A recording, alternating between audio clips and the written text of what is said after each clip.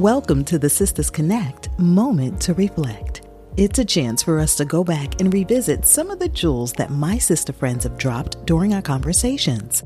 Today's nugget comes from Shirley Hubbard, host of the Shades of Strong podcast. Today she talks about how she was conditioned as a young child to suppress her feelings and how that emotional trauma carried into her adult life. Now, it's time to reflect.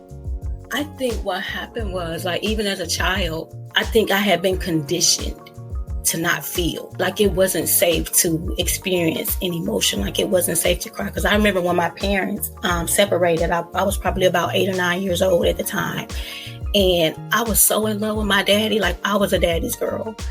And I can remember when my mom had put him out of the house for the last time. And I can remember coming to the kitchen table at dinner time and I would cry. One day I came to the kitchen table and before I could pull my chair out good, my mom said, "Don't you start that crying." And from that moment, I think I began to feel like it wasn't okay to feel whatever I was feeling.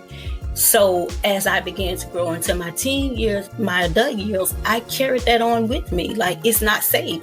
I took on this persona of I gotta do and be all the things myself and don't let anybody see you crack. But my breaking point was in 2017.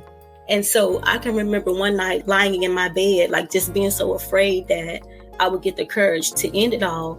This particular night, by the grace of God, I got in my bed and instead of Googling ways to take my life, I cried.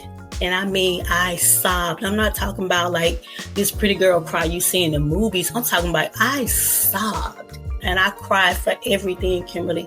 I cried for being abandoned and rejected by my dad. I cried for the sexual assaults. I cried for being a teen parent who was always depressed and hopeless. I cried for everything that had ever happened in my life.